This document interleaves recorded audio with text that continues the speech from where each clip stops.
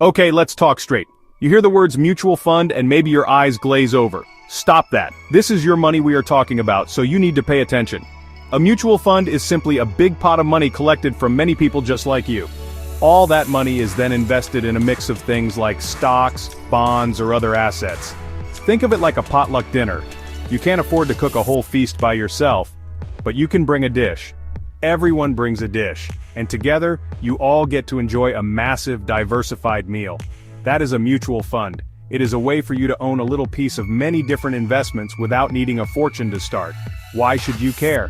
Because you work hard for your money and your money should work hard for you.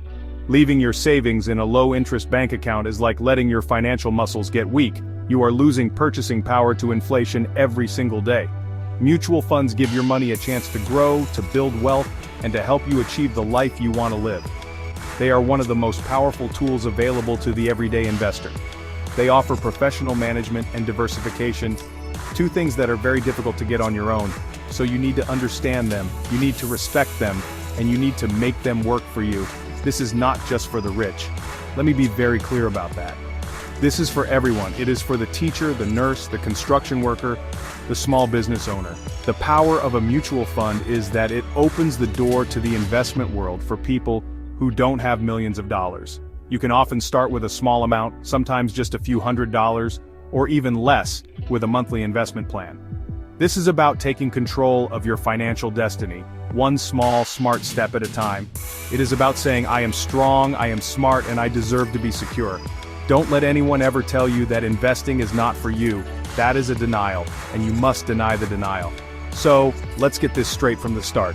A mutual fund is not a get-rich-quick scheme. It is a long-term strategy. It is a disciplined approach to building wealth over time.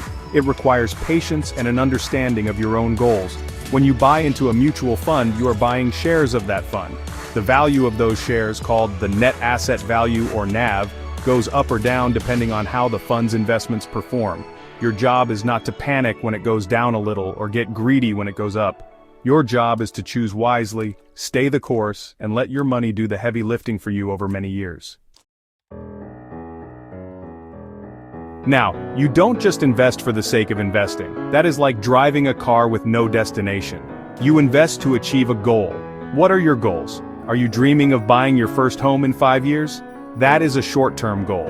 Or maybe you are thinking about your child's college education in 15 years. That is a medium-term goal. And what about retirement? That is the big one, the ultimate long-term goal for most of us. Each of these dreams has a different timeline and requires a different strategy. You would not use a speedboat for a long ocean voyage, and you would not use a cruise ship for a quick trip across a lake. The same logic applies to your investments. Choosing the right fund is about matching the fund's purpose with your life's purpose. If you need your money in a few years for a down payment on a house, you cannot afford to take big risks. You would look for a more conservative fund, something that aims to protect your money while still trying to grow it a little. You want stability. You want to know that the money will be there when you are ready to sign those papers. Taking a gamble with your house money is a fool's game, and you are not a fool. You are a smart, powerful person who makes approved choices. On the other hand, if you are saving for retirement and you are 30 years away from it, you have time on your side. Time is your single greatest asset in investing. It allows you to ride out the ups and downs of the market. In this case, you can afford to take on more risk for the potential of greater growth. You might choose a fund that invests heavily in stocks, known as an equity fund. Over long periods, stocks have historically provided higher returns than other asset types. You are planting a small seed today that you want to grow into a giant, strong tree that will provide you with financial shade for your entire retirement. The biggest mistake people make is a mismatch. They put short-term money into long-term, high-risk investments and then panic when the market drops. Or they put long-term retirement money into overly safe, low-return funds and find they don't have nearly enough to live on when they finally stop working. You must be honest with yourself. What is this money for? When will you need it? Answering these two questions truthfully is the first and most important step in creating a successful investment plan. Get this right, and you are already ahead of most people. Your goals dictate your strategy. Period. Alright, let's break down the different types of funds. Think of them as different tools in your financial toolbox. The main types you will hear about are equity funds, bond funds, and balanced funds. An equity fund or stock fund primarily invests in stocks, which are shares of ownership in companies. These are your growth engines. They have the highest potential for long-term growth, but they also come with the highest risk. The value of stocks can go up and down significantly, especially in the short term. If you have a long time to invest, like for retirement, these are often a core part of your portfolio. They are the powerhouse of your financial plan. Next up are bond funds.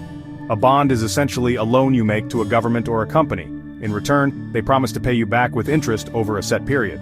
Bond funds, therefore, invest in a collection of these loans. They are generally considered safer and less volatile than stock funds. They are designed to provide a steady stream of income and stability to your portfolio.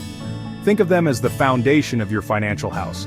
They might not be as exciting as equity funds, but they provide the stability that helps you sleep at night, especially as you get closer to needing the money. Then you have balanced funds, which are also called hybrid funds. As the name suggests, these funds create a mix. They invest in both stocks and bonds. This gives you a blend of growth potential from the stocks and stability from the bonds, all in one single fund. A typical balanced fund might have 60% of its money in stocks and 40% in bonds. This is a great option for someone who wants a diversified portfolio but doesn't want to bother with picking separate stock and bond funds.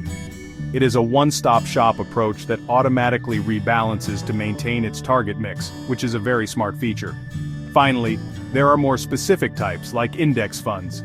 An index fund is a type of mutual fund that aims to simply copy the performance of a major market index, like the S&P 500. Instead of having a manager actively picking and choosing stocks, it just buys all the stocks in that index.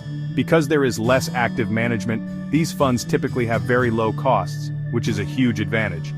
You cannot control what the market does, but you can control what you pay in fees.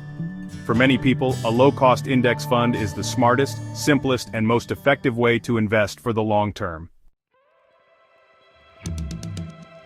Before you put one single dollar into any mutual fund, you must do your homework. This is your money, and you are the only one who will ever care about it as much as you do. First, you must look at the risk. Every fund comes with a prospectus, a legal document that explains everything. Read it. It will tell you what the fund invests in and what the primary risks are.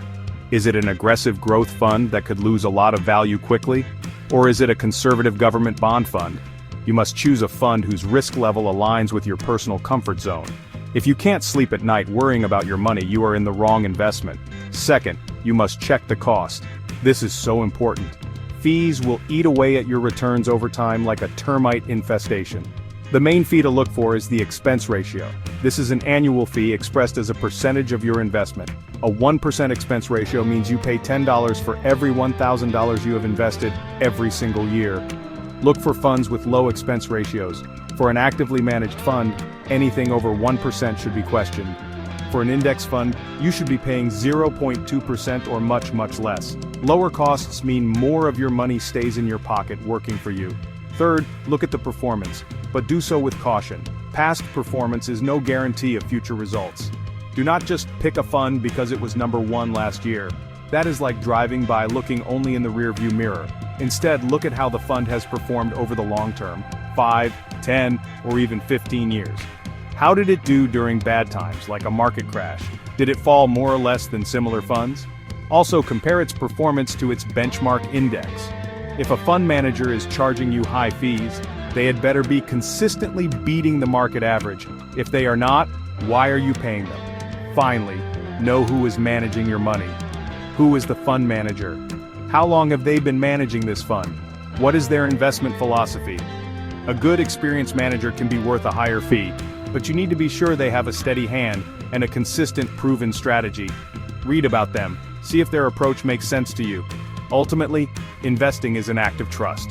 You are trusting this person or this system with your future. Do not give that trust away lightly. Ask questions, do your research, and make a decision you can stand by, strong and proud.